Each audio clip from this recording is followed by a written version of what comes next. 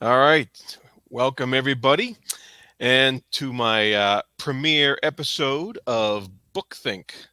So, boom, look at that, Book Think. And this is a new premiere channel feature here where I hope to have a guest regularly, we'll say periodically. And my first guest this week is one of my best friends, Michael Belanger from Michael B. Live. Thank you for the invite, Jared. This is amazing. I Yeah, love the channel. Been watching every single episode. thank you. To start off with, Mike, you have your own channel, Michael B. Live. Yeah. You can tell us little bit about that.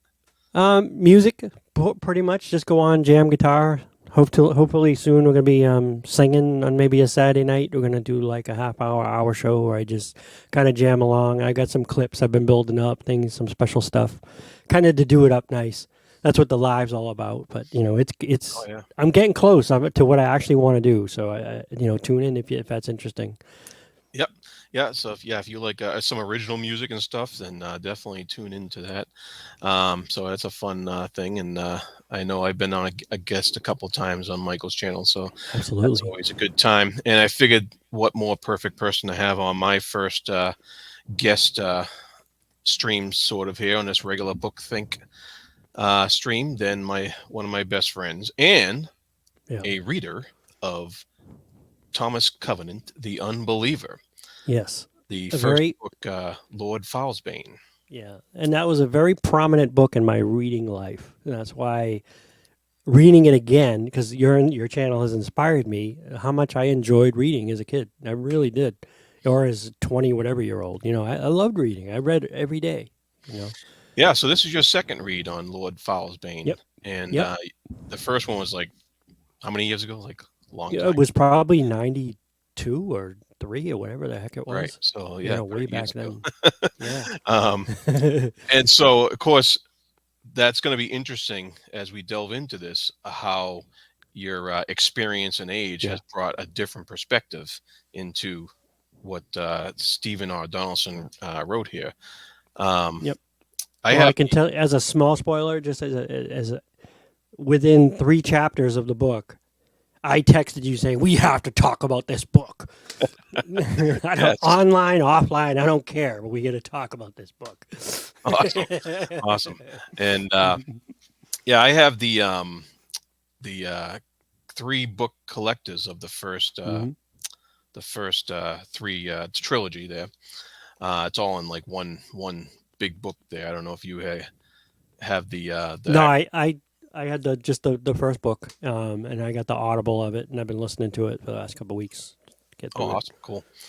Yeah, how is that? I haven't tried Audible book yet. Um, when you first sign up, you think it's going to be great because you're paying like a Netflix subscription, and you figure, oh wow, look at all the books. It's not that at all. It's a horrible. It's an old paradigm where you're basically agreeing like a Columbia House to pay for a book each month. Oh, all That's right. not a subscription to me. You pay Yeah, a subscription, you get the catalog, and then when you stop paying, you lose the catalog. yeah, like Netflix. They Yeah. do it where, and it must have something to do with the way licensing is set up for books and authors, where they have the old paradigm where they pay a royalty, which is great, to the author. So when I read the book, the author gets. I love that. So if that's your thing, it's good in that regard. But you basically get a credit or two. You get one book a month with the Yeah. credits they give you for the price you're paying. So I'm not sure why you would agree to buy a book every month. Why you wouldn't just go in and buy a book? I don't know, but But they hope people forget.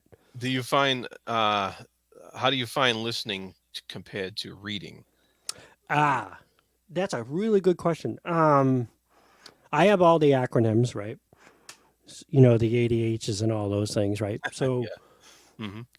when I was a kid, reading a book was no problem, and I would like start reading and literally forget the world, which I think you probably share a little bit of that, right? Experience where Right. you get Yeah. into the book, you get into the book, and you read and you're in the book, and the rest of the world can just go away. You know what I mean? So I haven't been able to do that recently, and I did buy the book, and my thought was I'm actually going to read this one because I've read a couple of books in the last couple of years, actually reading them, and it takes me a lot longer. So I'd say that speed wise, there's no contest. The Audible I got through where I would still be reading in the other one. That's not a bad thing, and I do need to do that and get the brain working and and all that. But yeah, the Audible made it possible. Oh, okay. Oh, that's So good. that's That's good. good. Yeah. All right. Um, and so I've read this book twice myself. Um, the last time was probably about 10 years ago. So, and then the first time was back in the early 90s, Right. when we both read it around the same time back then. Right. Uh, and back when I read it the first time, this was when we were reading stuff like Dragonlance and Hmm. all that kind of stuff. And Those are my favorite books ever. Is those six, yeah, Dragonlance, the the original first six. Dragonlance. Yeah, those I are fun. love those first six. Um, but this was quite the U-turn from Dragonlance. In tone and style, and it was definitely geared a bit more towards adult readers. And Hmm. the first time I read it, I liked it. I thought it was very cool how he did everything he did in there. But reading it again as an adult, as somebody who had already gone through a whole bunch of different reading experiences through college and stuff like that, really slammed home actually how good this book was for Yeah. me.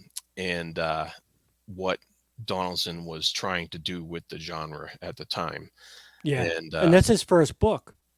Like that was his first book ever, wasn't it? he had written some like detective stuff, um, Okay. under a pseudonym before, Oh, okay. and but or right around the same time, so Okay. he was familiar with writing. It wasn't, um, Okay. but yeah, this was definitely his first fantasy book, and and it's obvious that he was a student of the genre. Right. It's obvious he studied Tolkien. I was gonna say you can obviously see a Tolkien, Yep. inspiration if nothing else. Yeah. No, it's not. Yeah, and it's not just an inspiration. It's almost a subversion in a way Yeah. with Yeah. how he approaches a story in here, and so that was just all so much more readily apparent on my reread, Right. and what he But was if trying. Mr. Donaldson is watching this or does see this somehow, like we, bravo, man. Yeah. So all kudos. Yep. And so, um, on this reread of yours, what was your biggest takeaways? Well, I'm gonna say without spoilerizing the end. Um, Although are we going to spoil the story? Because Just it's so old our enough. viewers know, yes, we will be getting into spoilers. Okay. So this is not a non-spoiler type Okay. chat. So you've been warned because I'm about to do it. Yep. Well, I think we have to talk about the structure of the book in order for me to give you my opinion a little bit. Like I Sure. think because a lot of what fascinated me about the book was the voice the book was written in and how the voice changed at one point, and we can talk about that and Hmm. how you got it almost not Allison Wonderland, Yellow Brick Road, aspect going on too. So to me, as an adult, I'm like, oh, it's kind of like Wizard of Oz meets Tolkien. They're like Yeah, that's how I that's took it. that's called a portal fantasy, where Yeah. Thomas Covenant goes through Yep. some sort of Yep. Fish out of water too. portal, and You like could a you could think of it as a Chronicles of fish out of Narnia, water. and a type Yep. of thing. Yep. Yep. But think about the main character, Thomas, is an author in the story. That's his background. Hmm. So he's got lots of health issues, lots of sickness. And, I think as a kid, I related to that, I think. Um, and the same thing with like Raceland. Like I didn't From really Dragonlance. in the Dragonlance we were just referencing. Similar thing, it's like I found something in there as a 14-year-old kid or a 20-year-old kid. I think I was 20. When I read it and I thought, oh yeah, I could totally get that. You got all this oppression, and then but he's a creative person, and I would say I relate more now to the character in the story, unfortunately, than I did then. But I didn't know that at the time. But I have to say that was not as pleasurable an experience as it was as a kid. Let's say that. um, for example, there were some things I don't remember everything about the story until I reread it. Like I Yeah. Oh yeah. literally You can't. like, oh my god, like, but even basic stuff. So if you go and read the reviews, even on the Audible on the story, there's one thing that comes up. It's the elephant in the room. Do you know what it is?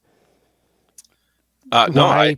I stay away from reviews when I can. So All right, but there's this big elephant in the room that the author takes crap for in the reviews. And okay. Yeah. I read when I was reading it, I got to like that second or third chapter, and he goes from his sick life, and he does the Allison, Hmm. not Allison, the Dorothy thing, and she ends up in Oz, right? So he does that. He ends up in the land, Hmm. and the premise is it was a car accident, right? He Right. Yeah. saw the cop car coming at him, and then the rest is boom, like it Boom. He's there. flashes, and he Yeah. goes into the other world. Um, what's the first thing he friggin' does after meeting the horrible the enemy, basically, well, one of the enemies? What's Yeah. the first thing he does to the first nice person he's with? Yeah. He rapes Assaults her. her. Yeah. He assaults her. Yeah. Sexually assaults her. Ah, And you gotta be careful using the word live on your stream, by the way, just because of the filter, and when it does yeah. it reads the words and does it, and then it puts it in different categories. So keep the words But down if you don't want. that is in the book, and Yeah. that was and yeah, I know he gets a lot of grief for that. Well, he did at the time. I don't think today he gets as much because there's there's much worse situations in modern grim dark Oh, sure, fantasy that happened. But sure, um, sure. at the time, yeah, he got He gets it now.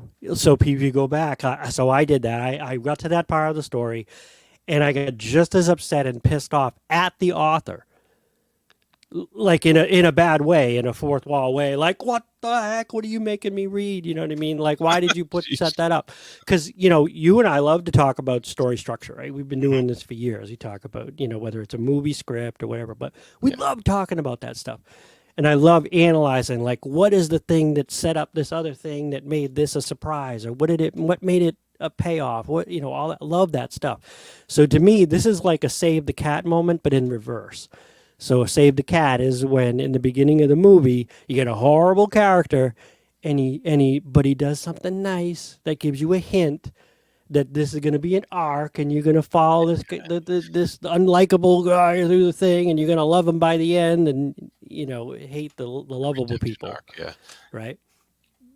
This was the opposite. This was, let's make him the most horrible creature possible to the most innocent thing possible, to set up how we're supposed to feel about this guy. So as we go through and he becomes a hero, hopefully, because that's the quest he's being dumped on him, is to save this place, right? Mm-hmm. And the whole time as a reader, you're knowing, okay, he is an author, and he's going through a crisis, and he's doing this fever dream, and now we'll go into it, and we'll see how it plays out. And what's the first thing he does? The most vile thing you can think of, right? So you're thinking it's Thomas Covenant creating that for himself, but it's also the author writing it that I have to read it. So it took me a good few days to start listening to it again Oh, really? before I Okay. was like, all right, I'll actually finish. And I figured you could tell that from the texts, like I'm all hot and excited and want to talk about it. And then, like, hold on. And then, you know what I mean? I did finish it. And I'm glad I did. I'm glad I But did. yeah, because it's not just that happened, and the reasons that happened. He's in this new place where all of a sudden he's not a leper anymore. Basically, he can his everything's healed and he feels alive again, and he does this unspeakable thing. But there's also the fact that he doesn't shy away from the consequences of this as we go through the series here.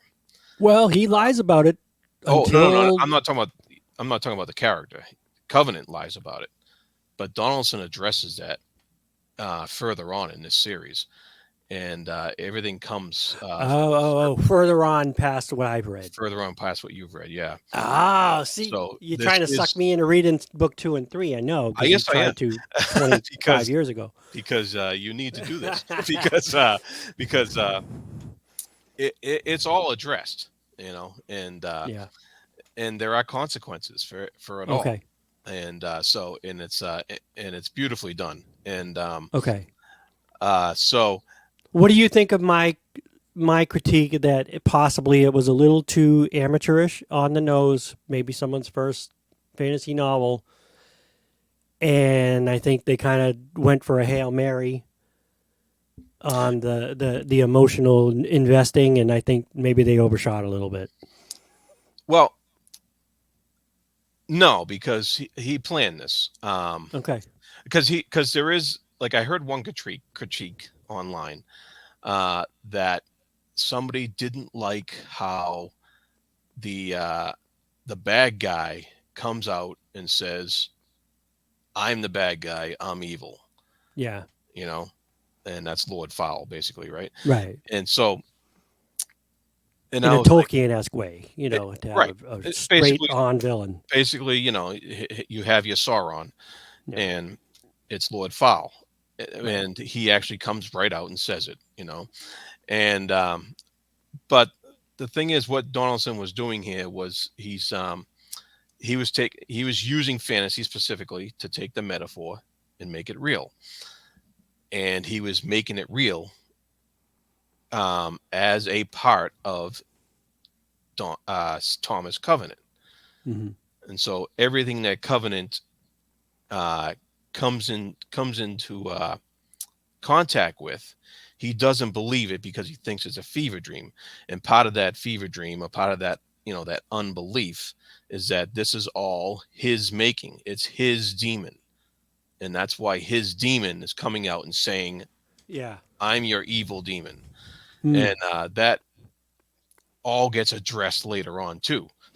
All right. Can I talk about how later in this same book, um, it's brought back up. Um, yeah. No. That's not as strong a point, I guess, as I thought. But it does come back up later in the book, and they do address it as far as that he kept it a secret from the characters. For instance, is one thing.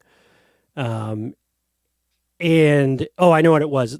He by the end of the book, right before the end, he pretty much convinces himself through talks with Foam Follower and others, when they're trying to say, why aren't why aren't you a full thing, and why aren't you a hero, and all this other stuff, and he's like, I'm not a hero, you don't know, and he kind of works it all out.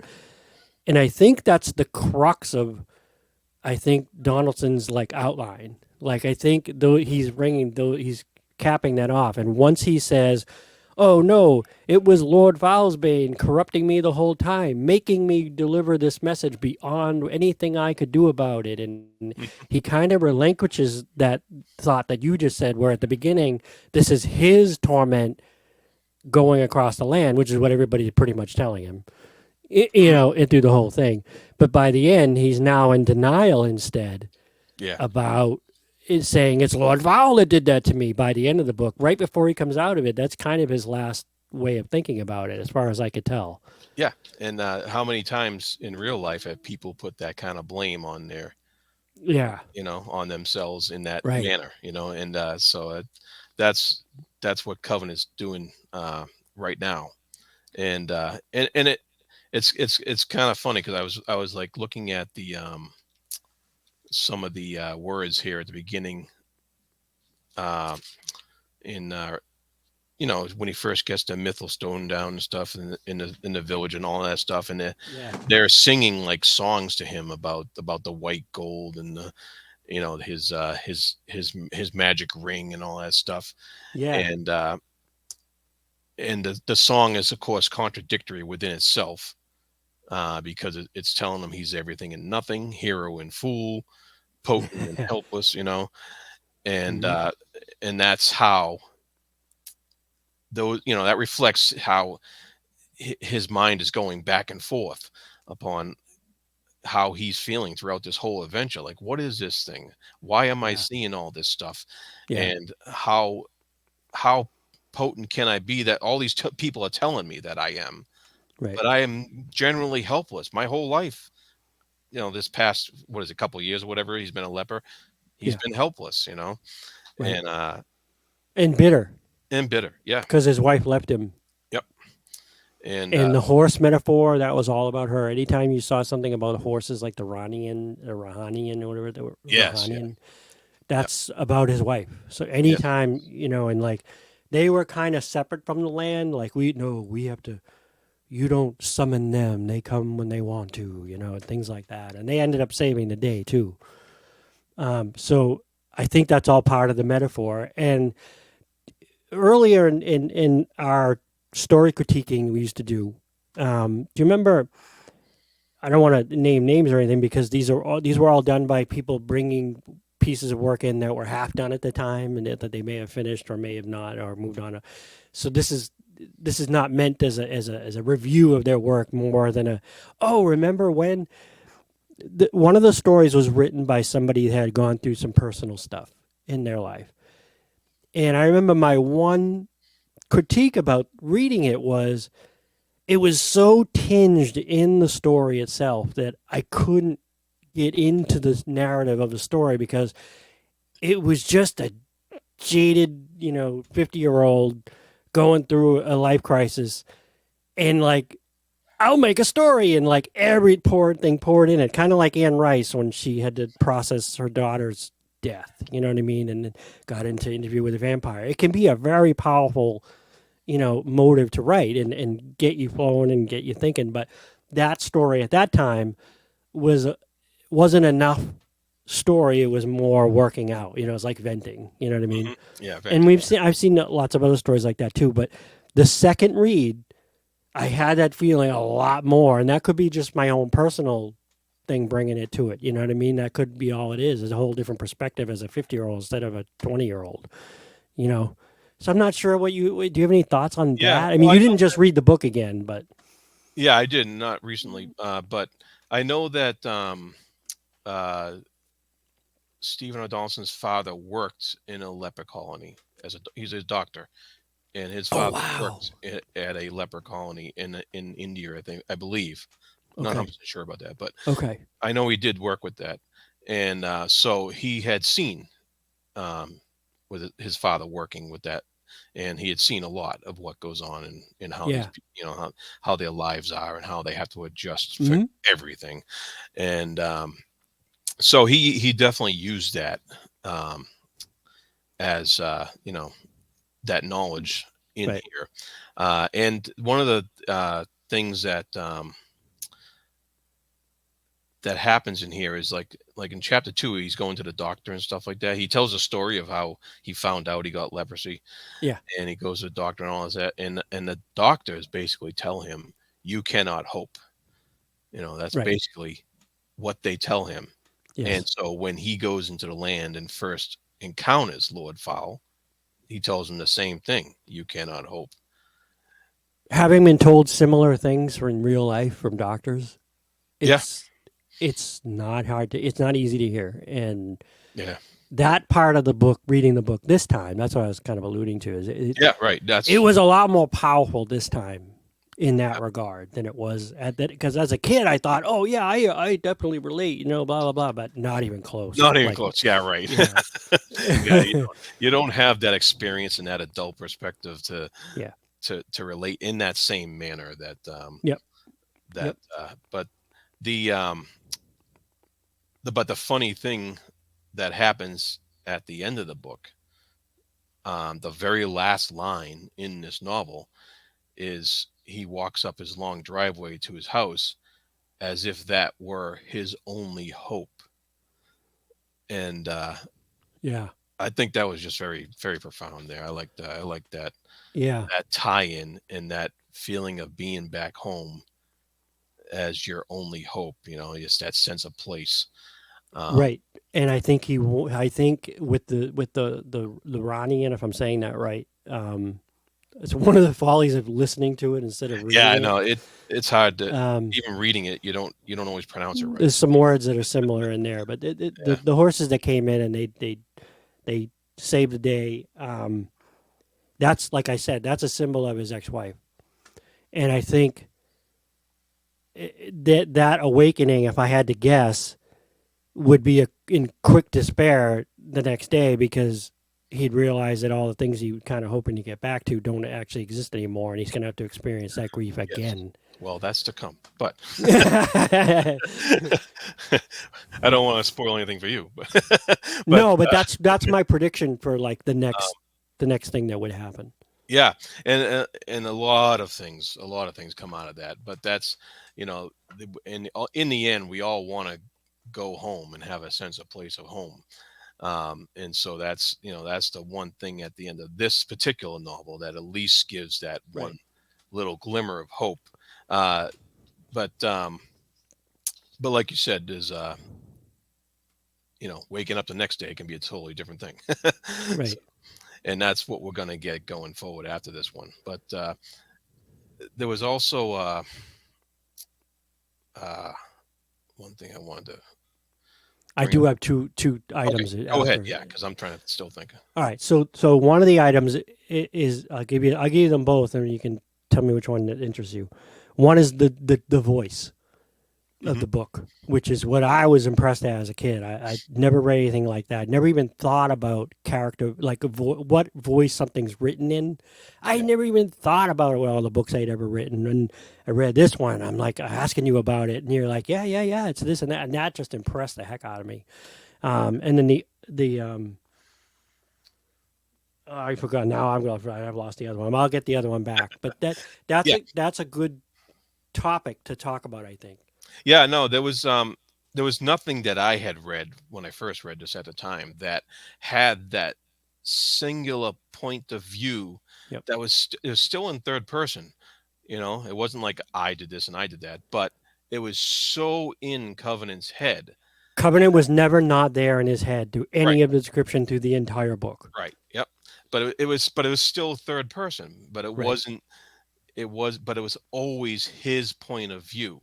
That's right. Whereas in something like Dragonlance you kind of have this omniscient narrator, and every once in a while you would get a character's thought, but basically it was just telling you what happened and giving Right. you the dialogue, and you follow the story that way.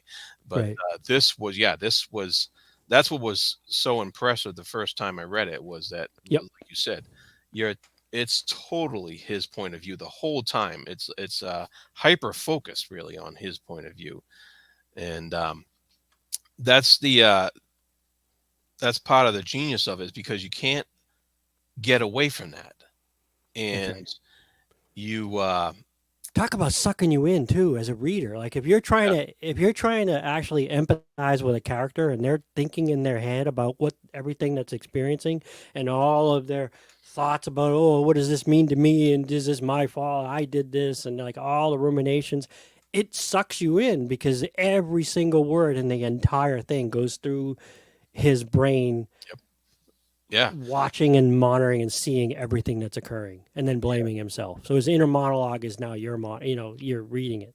yeah, and that was so Everything. unique at the time, and it had Yep. stayed unique for quite a few years, uh, Yeah. that I'm sure there's other examples out there somewhere, but I haven't really encountered anything like that. Right. And the but it also brings up the point of how much do you trust the narrator and what he's telling you and what Well, he's seeing.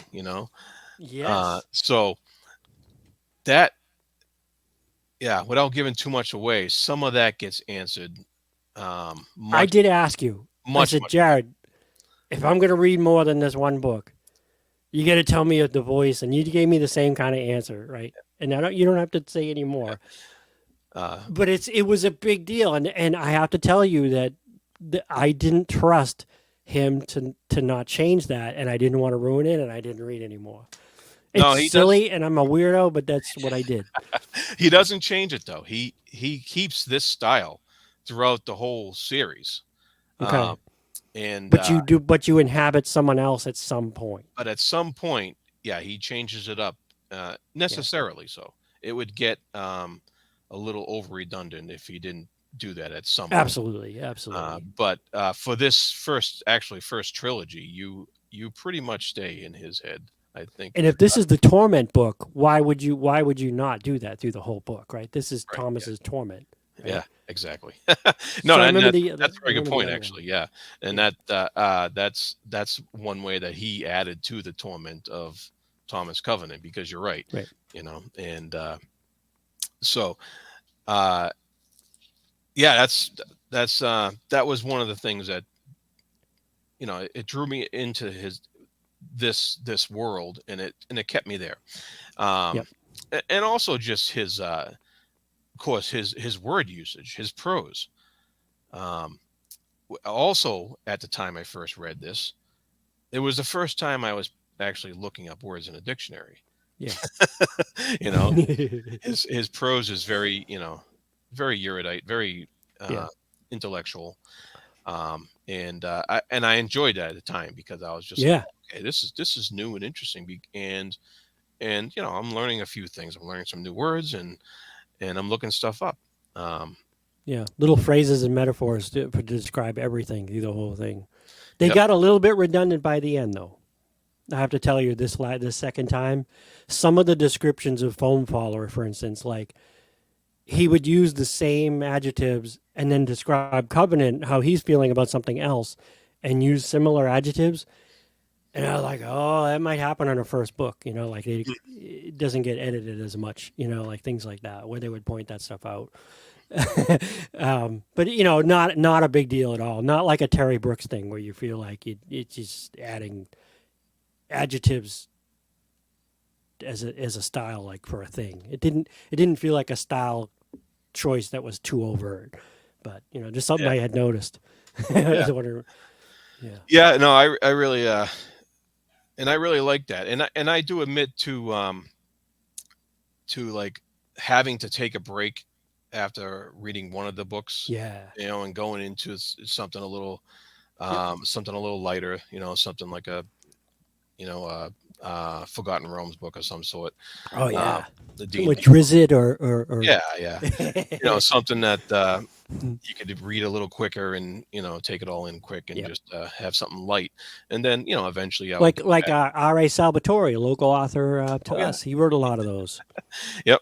Um, but and then you would go back to that when to this series when I was ready, and be like, okay, here we go. And but I always liked going back, and it was great, and that's Yep. the reason why later on in life I was like, I got to read those again, and I got these big editions, and the second time through I read it a lot faster, and I was Hmm. and because I had learned a lot more since then, and it was I loved them even better the second time. It was uh, Yeah. it was great. Right. So the other topic was more specific to the story itself in the land. So, like I was saying, because it's Thomas's torment, especially in the beginning of the book, like it's on the nose. He thinks it's his torment. He believes it's his torment. Whereas things change. He makes the mom, the author, like has the mom of the person that he defiles, right? Actually, have to take him and travel with him half the book. You know what I mean? It's like, oh my god, like you have to like torment like the one person to be the most upset by the thing he did. You know what I Yeah, mean? yeah. But anyway, That led to a lot of psychological discovery moment and stuff like that. yeah.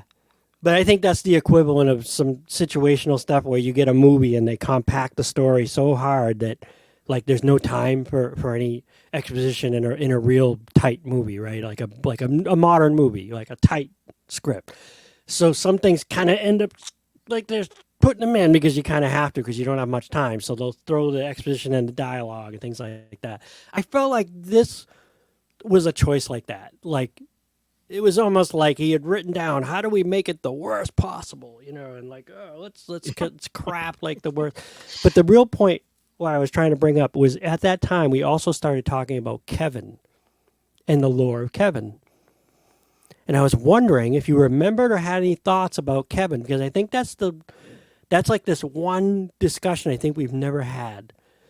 Because if you remember Kevin, like Kevin's lore, like he right from the beginning, the Drool and Oh Lord yeah, yeah, Falsbane are tormenting him by talking about how Kevin came before and that they brought others into the land to try to go through this same kind of trial, right? And supposedly Kevin is this one that came through before and all this the wisdom that's Kevin's yeah. lore and Right. all this, right? It, But he was a yeah. kid. And as you go through the book, they tell the final story of Kevin where he kind of kills himself kind of in his efforts to save the land, which set everything right, Like but a it also self-sacrifice type thing. right, but it also made it possible for these other things to be undone, like for Drool to get the staff he shouldn't have had, the staff of rule or whatever it Hmm. was, the staff of law. He's not supposed to have his staff, and Oh that's what right. unbalanced everything. Yep. Yep. So when Thomas gets there, Drool now has the staff. So like those things are now all unbalanced. It's all part of this unnatural thing that's happening to the land. And you kind of hear things about Kevin's lore through the whole thing and how these people are dutifully doing these things. So the mom is following Covenant because of Kevin's lore and her devotion to doing the right thing despite Covenant making it all bad, and yet she has to help him. So they kind of pulled it all through. And I was wondering if you had any thoughts on how to tie all that together. But by the end, yeah, he does a self sacrifice. But I have a theory. Kevin, and you don't have to tell me if I'm right, wrong, all this other stuff, but Kevin to me is the ideal of the family and the kid or son that Thomas didn't get to raise. Mm, that's interesting. I because you're just like reminding me of this stuff right now because Mm-hmm. it's been like I said, it's been a while. So I'm trying to think back. Was It's cryptic. There's oh, not a so lot of detail. there's also like the Barrack half hand thing too, Yeah, right? well, that's Thomas. Yeah, He's coming back he's the as Barrack yeah Halfhand, he's the almost a reincarnation or and whatever. with the broken hand, you're realizing, oh, well, he fits that, because of the Yep, leprosy, right? yep, and so yeah, and Kevin's lore is the lore of this land, and I'm wondering Right. if that's does that kind of symbolize Covenant's uh, attempts to have law and order in his life by Oh, having this maybe. lore that Right. is not supposed to be broken, but maybe it is, and maybe he needs to somehow fix it, even if it's Oh unconscious. yeah. You know, Yeah. and there's a lot to read into that. Liberty to live his life and pay his own bills and go to town and pay a bill, Yeah, yeah, without getting harassed. yeah, and that's Yeah. the beauty of the book is you can take because this is just a beginning spark of the story here, Right. uh, Right. and the beauty of the book is that you can take all that information and you can make all um, these these speculations about it and these inferences, and you can get that kind of you know reaction out of it. Yeah. And it's a cop car that basically he remembered the last thing he remembers is Yeah, that's right. Yep. the accident with the cop car. Yep. Yep. I, Yeah. I think there's a law tie in somehow there. But and then remember his wedding ring was the white gold that was in the land that was an aberration to the land, and that Yes. was another part of the Barrack half hand, Yes. thing that why he was powerful because of that ring. So the whole end fight and battle, despite Thomas not actually quote ever really doing anything, he just is there. And because he has the ring and then something happens, you know what I mean? It's like Hmm. it's all this Deus ex stuff. It's like this magic that comes together, and Yes. because of it's more like that, and the whole world is like that. Like Lord Yes. It is. Falsbane, It because it's Thomas tormenting himself and then naming it, and then putting it in the land and destroying it. yeah. It's all that the whole Yeah. book. And Donaldson is echoing a lot of those Deus Ex Machina Hmm. um, tropes that came along with a lot of fantasy, Right. at the time with Tolkien, and more so with um, Tolkien imitators too. Yep. And so that that's what those are the tropes that Donaldson was playing with, and Right. on purpose, and I think he was having fun with them. But I think he did have a son, and he just didn't see him. That's So correct. I think, but it wasn't named Kevin. But my estimation is this is Covenant's way of guilt as a parent, wondering what they've done to affect their kids for good or bad, and his wife pushing him out, and now he's out of the picture. And I think Kevin is basically that proxy. The horses are the wife, the ring is the marriage, and his failure and his promise. He kept calling it, Thomas Covenant. You know what I mean? It's the promise of his marriage is the whole thing through the whole story. And Yes. I just couldn't not see that with pretty much everything I read through the whole book. Yeah. You know what I mean? Like, and I wouldn't have got that at 20. Like, Right. Yeah. Uh, and it's yeah, as far as his son and all that stuff, and you're right, and you will see. all right. So to me, that's what Kevin is his guilt, wondering what he already screwed up, and that Yeah, the trauma that's already happened. So it's in the history. and Plus, he's an author, so he that's can write this, right? So, yeah, that's a very interesting take. And so now well, you're going to tell me I have to read the other oh, you books. absolutely have to. Yeah, yeah, absolutely. That's Yeah. great. All right, Michael. That Thank you so much for joining me here today, and thank you for reading that book and having this great conversation. Because you have to read the next one because we have to have another one at some point. Bastard. All right. And so, I hope you all enjoyed the first episode of Book Think here. And I want to thank Michael for joining us. Please go to his channel at Michael B. Live on YouTube, especially if you like original music and stuff like that, and guitar talk and cool stuff like that. And once again, anywhere else that they can reach you. No, that's fine. Heck, But thank you. Thank you for having me on. Thank you, everybody, for watching. It's really fun. all right. Until next time, be good to each other.